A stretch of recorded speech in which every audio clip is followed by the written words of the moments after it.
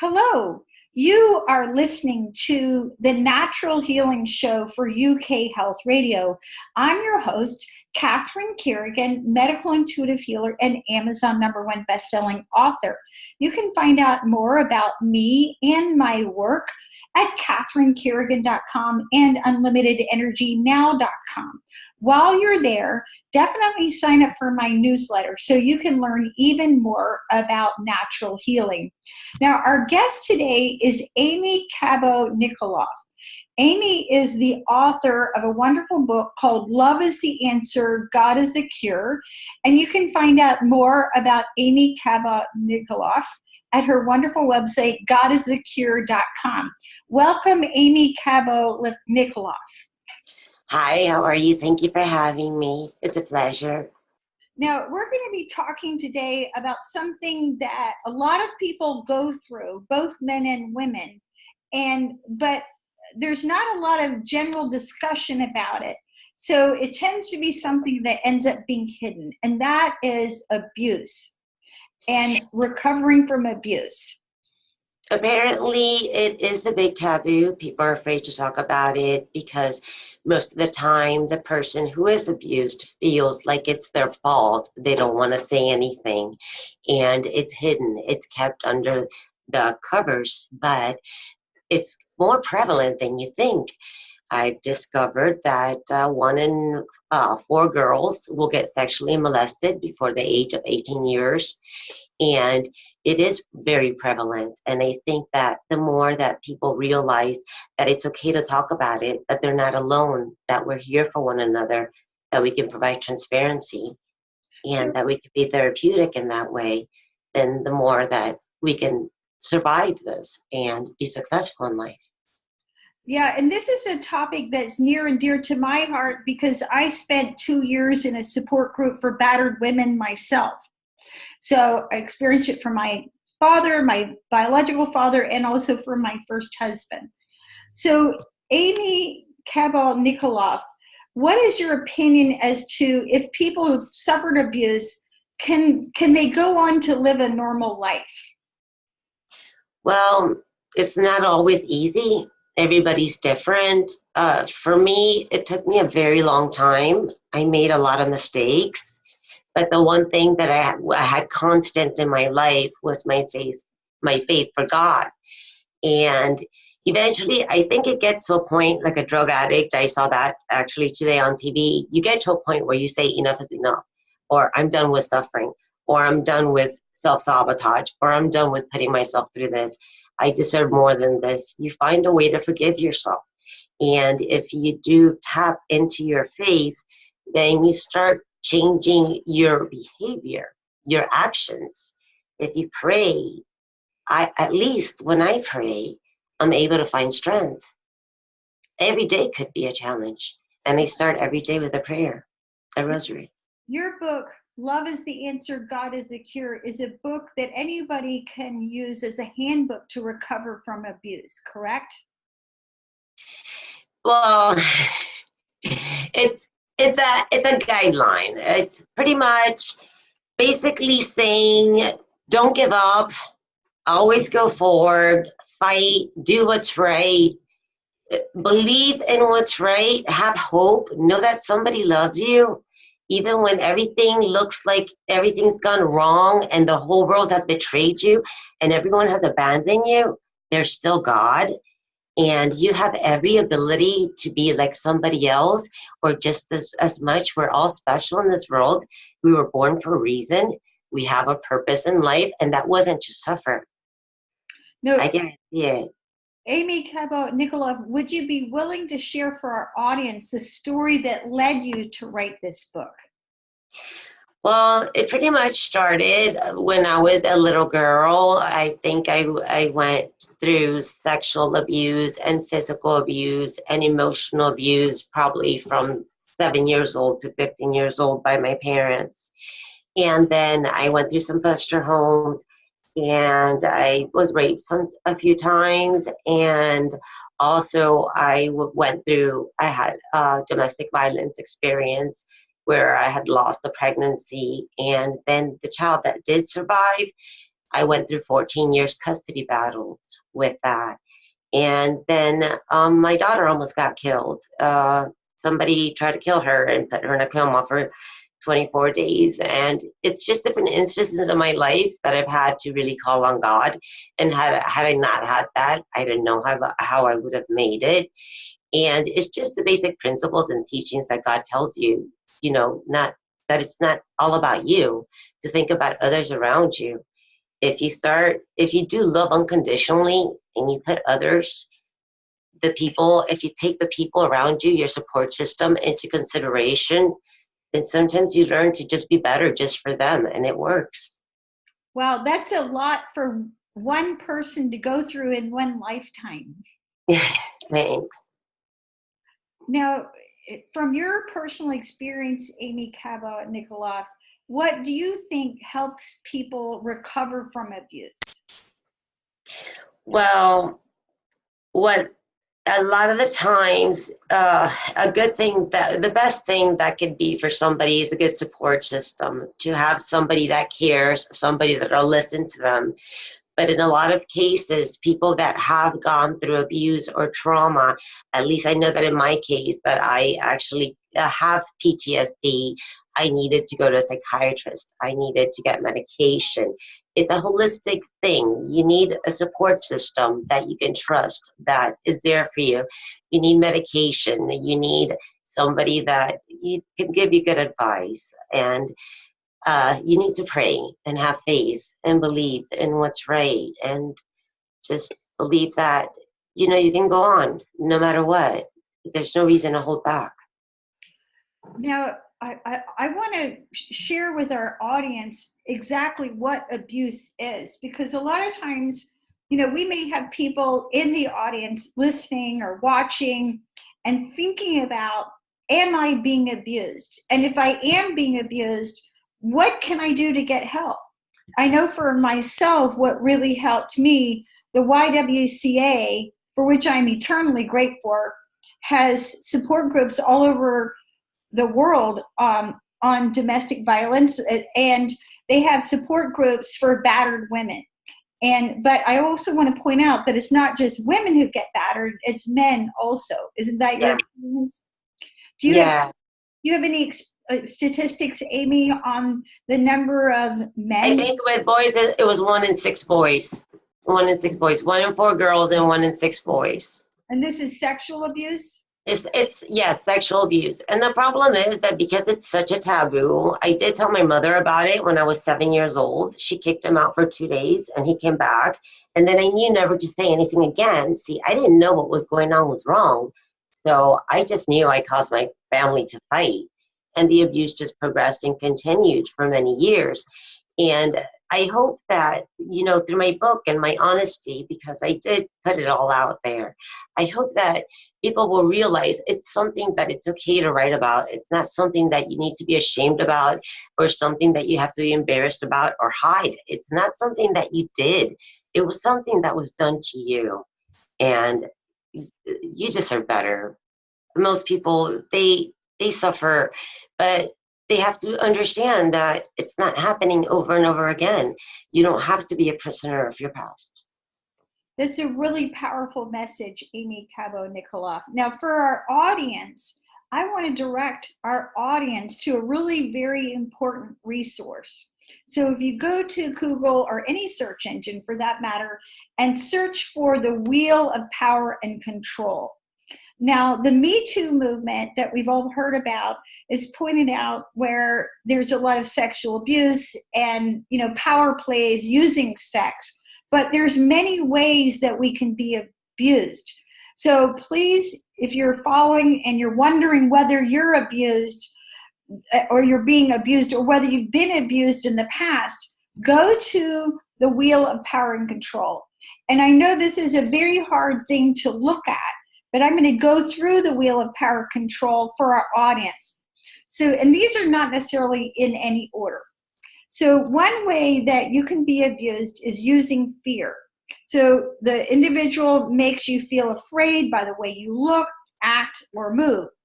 The individual can smash things, destroy your belongings, be mean to your pets, or show off guns and knives. Another form of abuse is abusing your feelings, putting you down, making you feel bad about yourself, calling you names, making you think you're crazy, playing mind games, making you feel guilty. Now, another form of abuse is making you be alone or isolation, controlling what you do, who you see, who you talk to, where you go, limiting your outside activities, using jealousy to prove that the abuser's actions are okay. Another form of abuse is blaming and denying, making light of the abuse, not taking your concerns seriously, saying the abuse didn't happen, saying someone or something else is responsible, or saying that you caused the abuse. It's your fault that you've been hit or these other things. Using the kids, this is a big one, making you feel guilty about having kids, using children to give messages to you, using visits to the children to bug you, making threats to take the children away from you, being bossy, male privilege, treating you like a maid, making all the big decisions, acting like the boss all the time, being the one that decides which jobs are for the men and which are for women. And again, I want to point out that men get abused, women get abused, and people of all sexual orientations get abused. Using money, another big one, stopping you from holding a job, making you ask for money, not giving you enough money, taking your money away, not letting you know about family money. And then the eighth one, and we haven't yet gotten to physical abuse, using force and threats, making or carrying out threats to do something to hurt you, making threats to leave you, kill you, or report you to authorities, making you drop charges, making you break laws. And then if you study the wheel of power and control outside this, it's physical violence. So understand that physical violence is, of course, a form of abuse, and along with sexual abuse and rape that Aimee talked about. But when a person can control you through these other ways, sometimes subtle ways, they don't necessarily have to hit you. Aimee, you're right. That's the emotional abuse part. Yeah. So Aimee Cabo Nikolov, what's your comment if somebody's wondering whether they're being abused or whether they've been abused in the past? What would your advice be to them? Well, to tell somebody, to talk to somebody, they need to know that people do care, and it's okay to say it. Just like, like if you fall and you get a scrape in your knee, you're going to tell somebody, oh, the other day I got an injury. It's not, we don't have to believe that it's something that's bad on us. We have to understand that it's something that we've been able to survive, and something that maybe we become better people because of. Because I know that I've grown in a lot of ways from all that I've been through. I've learned a lot of things. I've learned, like, for example, ATP, always think positive. And that's what I tell people. Sometimes people who are skeptical tend to think a little bit negative, or they think the worst case scenario. Let's say the worst case scenario. So I say ATP, always think positive. How about think the best case scenario? So the whole time until it happens, you spend your time well. And if you're wrong, oh, well, you're wrong. It's okay. You can accept failure or defeat or not getting what you want right away. That's okay. But if you think the worst case scenario, then you spend your time worried or not. You don't spend a good time. It's not nice until it happens. Then you may be wrong. So it makes sense to just think positive. Yes. And positive thinking is really important, but if you're listening to this broadcast and you realize that you're currently being abused, I strongly encourage you to reach out to a domestic violence hotline. So we've got listeners all over the world, so look for domestic violence hotlines wherever you are. And also there's websites I've seen it on Facebook. There's online counseling. Any online counselor, they will, talk to you sometimes just for free the first time. So, just anybody that it works in the psychological field or in the health personnel would be able to help. Right. It's just the sooner that you can speak about it, the sooner you can stop the cycle and it doesn't go to the next person. Because the silence is what happens is that it allows it to grow. It allows it to get worse. And it allows it to manifest for many, many years undetected. Yes. And just realize that you're not alone and that there are support groups for people who have been battered. Yes, there is. Now, Aimee Cabo Nikolov, your book, Love is the Answer, God is the Cure, you've got a particular story to tell because you went through truly extreme abuse, physical abuse, sexual abuse, isolation, pretty much everything that we discussed in the Wheel of Power and Control. Do you think there's a cure-all solution for people to recover from abuse? I mean, the first step, I feel, is you have to get out of the abusive situation. So call a hotline and then figure out how you can get out of that situation, because you cannot heal an abuser. Don't try and fix them. It's not going to happen. But once you're out of that situation, how do you go about recovering? Well, I can only speak about me. For me, the therapist or the person in the hotline is only there for that moment or for what they can tell you for that moment. But what happens all the other days, or the days when you're alone, or the days when you're alone in the world? Medication only works so much, 35% of the time. So I had to depend on my frame of mind, the way that I looked at things, how I viewed things, that I would not live in victimhood, that I decided to be a fighter and go forward. And when I hit rock bottom and I had absolutely nothing, then I had no other choice but to turn to God. And when I found a purpose in getting close to God and being a better person and working every day to be a better person, I learned to love myself. I learned to forgive myself. I learned to be able to love others. And it kind of all falls into place. You learn to appreciate life. You learn to be grateful. You learn to treat others the way that you really should have treated them.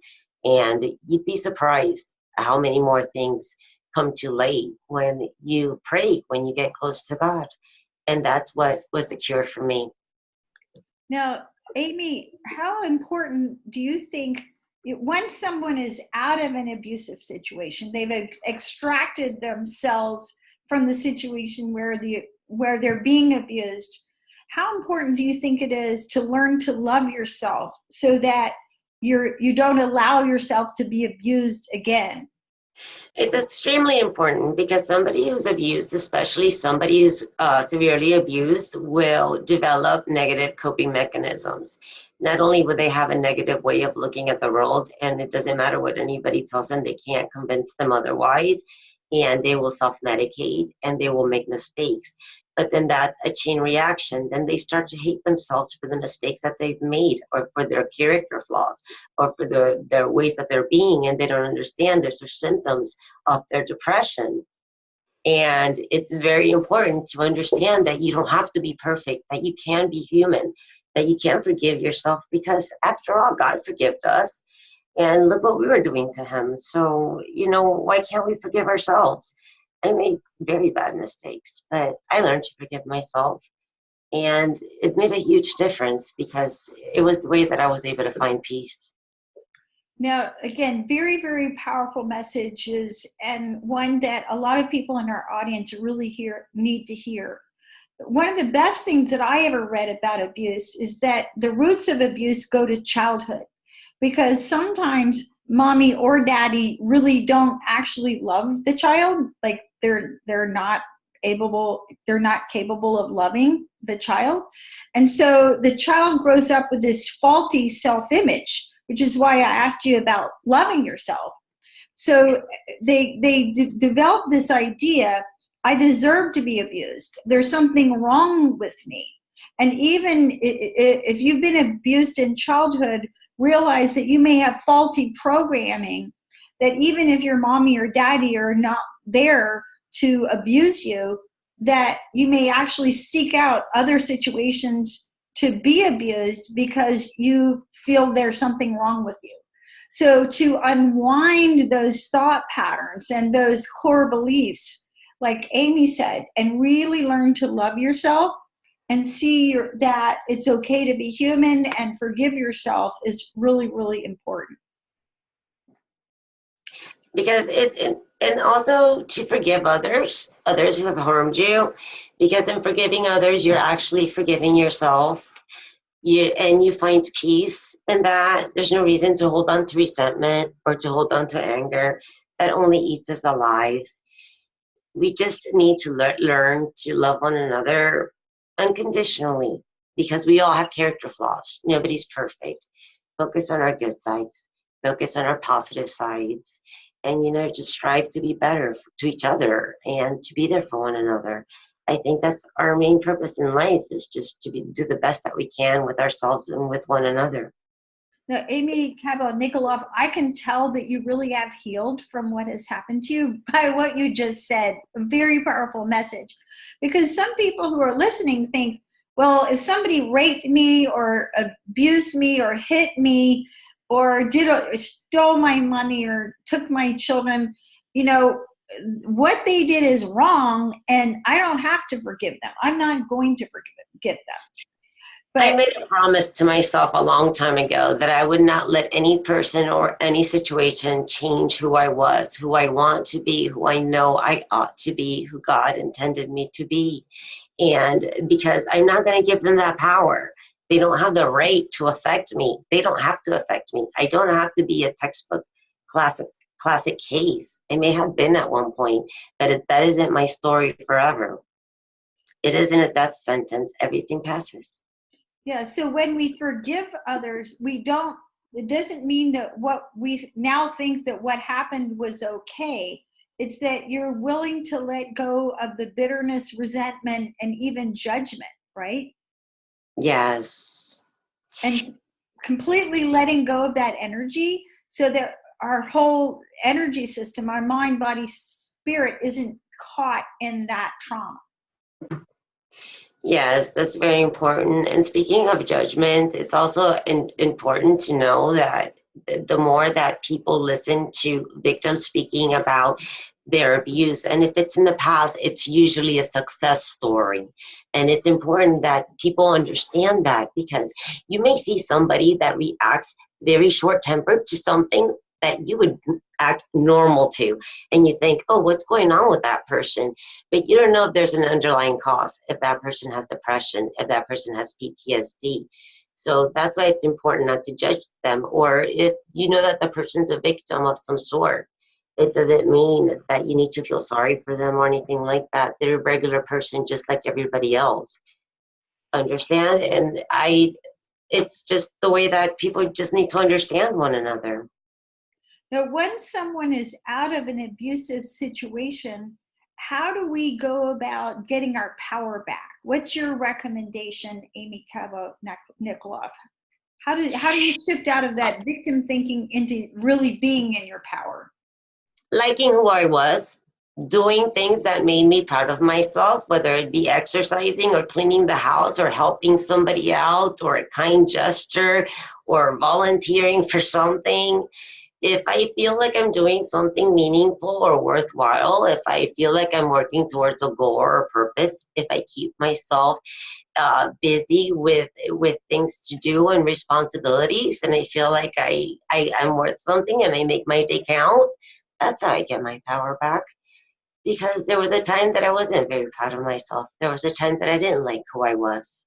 There was a time that I wish I was never born.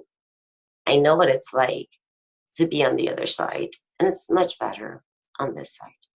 Now let's go back to people who may be listening to this broadcast and they realize, oh my gosh, I realize I'm in an abusive situation. What do I do? What are my next steps? Aimee Cabo Nikolov, how do you recommend that someone get out of an abusive situation? Well, it's never easy. There's never the right way or the perfect way. You just have to do it. the first chance, the first opportunity you get. For me, it was, with my domestic violence situation with my father, my first daughter's father. I just had to wait till he went to work the next day, and I just took my daughter, the clothes on her back and the clothes on my back, and they left. And I just put my trust in God. And there was times that I didn't know where I'd end up. But, the funny thing is that when you have God in your life, He always puts somebody there that might help you out, or somebody that might give you the information you need, or somehow He helps you out. And otherwise, I would not have survived as long as I did.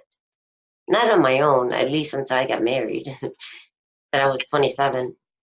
So that took tremendous courage to leave, I'm sure. Well, you always think that you deserve it, or it doesn't matter because you're not good enough anyway, or you love him too much and you rationalize it or excuse it until your maternal instincts take over. And a mother's love is stronger than her love for her man.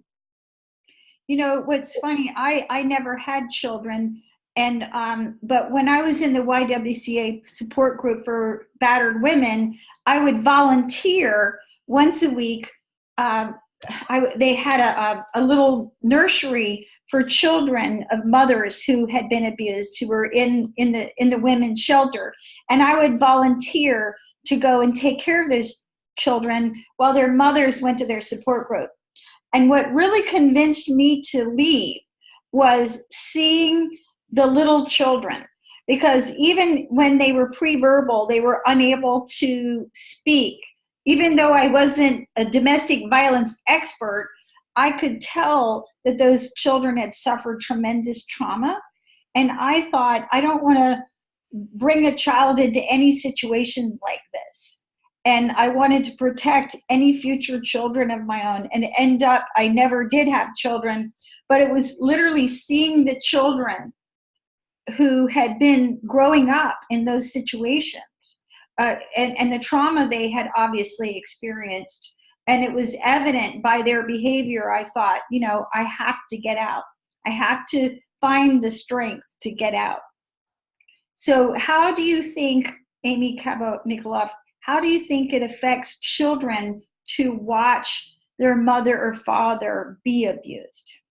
Well, I left the abuser, but when my daughter was a year old, he took me to court 3 to 4 times a year, claiming parental alienation, coming in with documented lies. Him and his wife, he had a business, he had the money. I was the orphan, single mother at 18. So that was the things that they put our daughter through when she went to her father's house. They used her as a pawn, and they tried to poison her against me. And you may not notice the effects when they're a child, because children seem to be very resilient, but you notice the effects as they get older. And it does come out where they have some personality issues or relationship issues, that because they've had parents that have been very manipulative and have used them. And that's a form of abuse. It's a form of emotional abuse. And so, yes, I mean, it could really affect children. But luckily, I had my daughter in therapy once a week throughout all the years of custody battles. I was hoping that she would have somebody neutral to talk to. And I think that's helpful when children are involved in situations that are abusive, to try to find some counseling for them as soon as possible. In addition to counseling for your daughter, is there anything else that's been especially helpful for your daughter in recovering from growing up in a childhood like that? Well, I think my love, my nurturing, my guidance, the memories that we've created together, the fact that she knows that she can be loved, that there is true love. Hopefully I set a good example. I don't know. And hopefully those things helped. I don't know. I've been given the awesome privilege of raising her, and I tried my best. All you can do is try, right? Absolutely. Now, Aimee Cabo Nikolov, do you think that when people have been abused, how important is it for them to talk about what's happened, to talk about what they've gone through and their experience?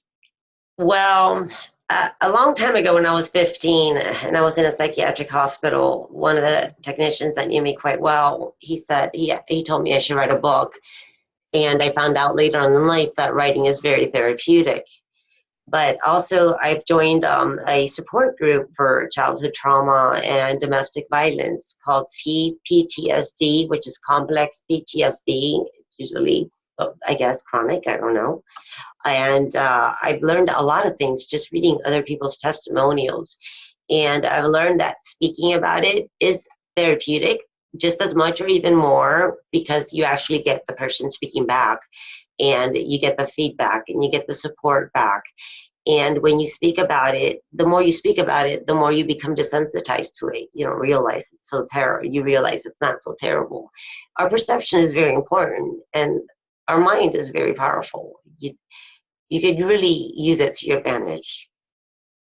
Now, how do you recommend, or do you have any suggestions for people who are overcoming post-traumatic stress disorder as a result of the abuse they experienced?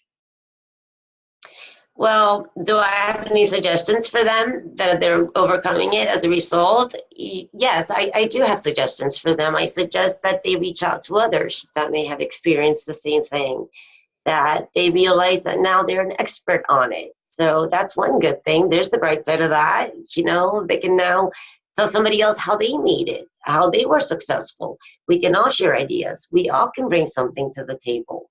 We can all learn from one another. So use it for something good. Don't let it go to waste, you know, and just don't let it affect you, because if you really think about it, in third world countries, there's a lot of horrible things happening, and there are people way worse off. And the problem's only as big as we want it to be. So let it go. Now, obviously, the extreme trauma that you went through is very depressing. How do you deal with the depression, and how did you overcome the depression? Because you seem to be very at peace with yourself now. So, like I said, you've done a great job of personal healing. Well, it's one day at a time. At least that's what the lead singer of Imagine Dragons says, because he does deal with depression. And somebody asked him that question. He said, one day at a time. That makes sense, because for somebody who does have PTSD and suffer from depression, you know, the challenge, it could be an everyday challenge. I can wake up from nightmares and not remember my nightmares, but I don't feel well. So I know I've had nightmares, and that takes away, you know, wanting to even get out of bed. But for me, it's really easy. I just turn on, I ask Alexa to connect to my phone, and I turn on the video from Facebook of the rosary prayer. And for some reason, I tell you, it's really weird, but after I pray that rosary, I all of a sudden have the strength to get up, take a shower, clean my room, go to work. I don't know. It's just like that for me. That's what worked for me. I don't know. I've been trying to listen to other people, get other ideas, see what might work for others, because what worked for me doesn't necessarily work for others, but there's one idea. That's a really good idea. Because, you know, whenever we're praying to a higher power, we're putting ourselves in a loving vibration. Why do you think that unconditional love is so important, especially for people who experienced abuse, often in intimate situations where they expected to be loved from their mother, father, or partner? Well, after experiencing everything in life, I was actually blessed with a wonderful man. And I mean, to me, he's a saint. He's a beautiful person. He's amazing. I have amazing children. I still got a bachelor's in nursing, and I still succeeded in life. But my success was not my career or how big of a house I have or what I have. It was the fact that I have true love in my life. The fact that I've come to realize that God did love me unconditionally, and my life is evidence of that, because I definitely don't deserve God's love. I let him down so many times, So, unconditional love is really what makes the world go around. It's really the answer to everyone's problems.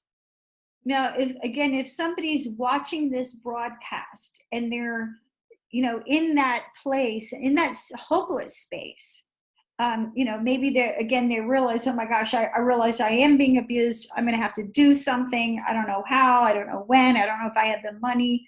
How can people in that hopeless space connect to the unconditional love that's available to all of us? Well, there's always somebody out there that does love you unconditionally that you can turn to. And if there isn't, if everyone has betrayed you, if everyone has abandoned you, then know there is God. And you can always tap into that, his unconditional love. If you have nothing at all, you could always count on God. And there's always somebody that you can talk to. Be a hero, stop the cycle, save the next kid by saying what's going on. And we should not like shelter and be so like feel so sorry for a victim. We should, like, instead of encourage the person who suffered and say, you're a great person, you did great, you did awesome, good job for coming forward, and make it a good thing to talk about it, not a bad thing to talk about it. Now, So that's another idea. again, if there are people in our audience who are currently going through abuse or who've gotten out of an abusive situation, what would you like these people to know? I want them to know that they're not alone, that there is hope, that they can make it in life, that if they feel that everything else has failed them, that there is God, that life is worth a fight, it's worth living. I mean, the miracle of chance that we are even born is amazing. There's so many miscarriages. So I don't believe we're born by chance or it just happens to be. I believe we're born by fate, and there's a reason and there's a purpose. And there is hope because there is a God, and there's always someone that you can turn to. Always something you can see when you go on the internet, something that you can read or listen to on Facebook, or someone that you can talk to, or a website or a support group that you can join, or a website support group or an online counseling service. Just don't give up. Just keep trying. You're worth it. God loves you. Now, one of the common things that happens when people have been abused, again, whether it's physical abuse or whether they're being hit, or sexual abuse or emotional abuse, or all the ways that we talked about that you can look up on the Wheel of Power Control, one of the common denominators is that it erodes and erases your self-esteem. How can people who've been abused restore their self-esteem and feel good about themselves again? Well, they can start. What I did was I set reasonable goals for myself of behaviors and actions that I would like of myself that were better than the ones I was doing at the moment. And as I reached those goals, I may have increased it or added a few more things. And as I did more things, sometimes I surprised myself. I'd be proud of myself. My self-esteem would grow. It helps to have somebody that loves you, that compliments you. But just working on yourself and setting goals for yourself and achieving those goals and giving yourself responsibilities and attaining those responsibilities. Just the fact that you can do it, because the problem with the self-esteem is that the person believes that they're not able to do anything. They just can't do anything. So the more you do, the more you realize you're capable, and the more your self-esteem will increase. I believe at least that's how it happened to me. So I have a simple suggestion that anyone in our audience can undertake, whether you've been abused or not. And this is a simple self-esteem exercise. What you do is you make a list of 20 personal qualities. So let's say, I'm honest, I'm kind, I'm caring, I'm spiritual, I'm healthy. And you make a list of at least 20 things that are your personal qualities.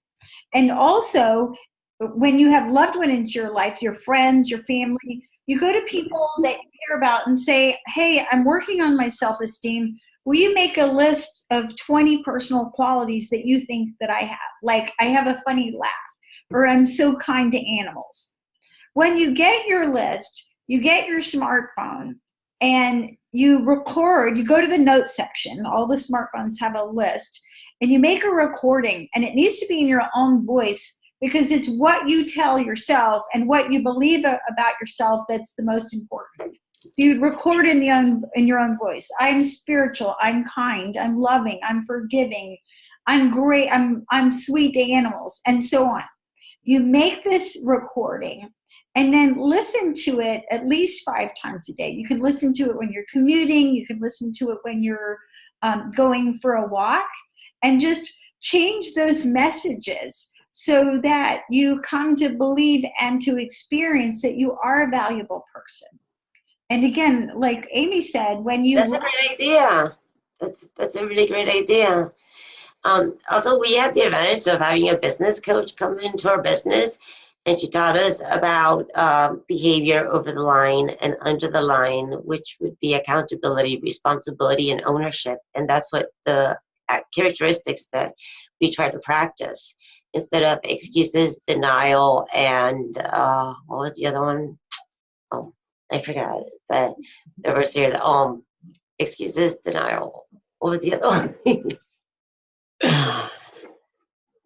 So taking ownership. Blame. Excuses, denials, or blame. So we don't want to be everybody. Excuses, denial, and blame. We want to be unique and special. Accountability, responsibility, and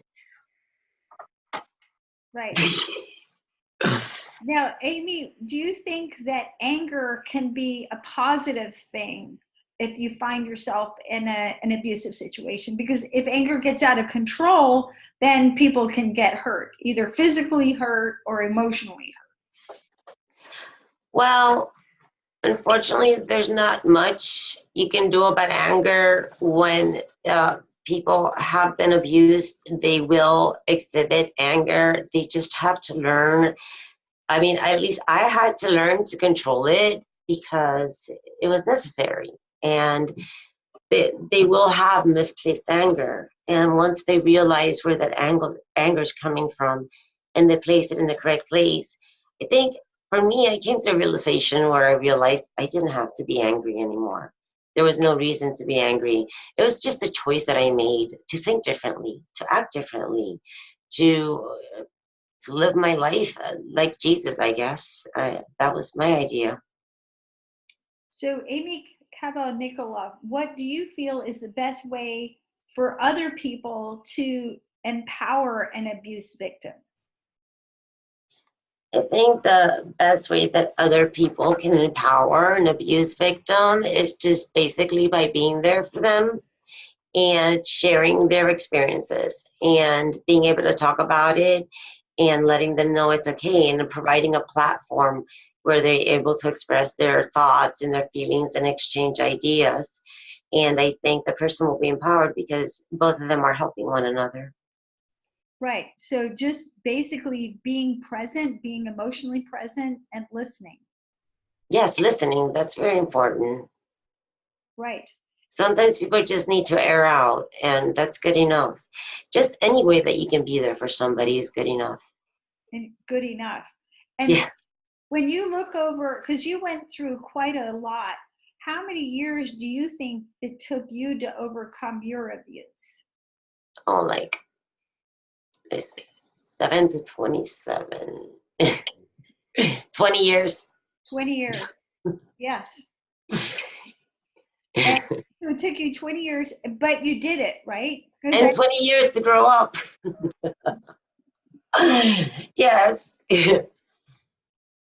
And did every year get easier, or what was your perspective as you look back on your healing path? It's been interesting.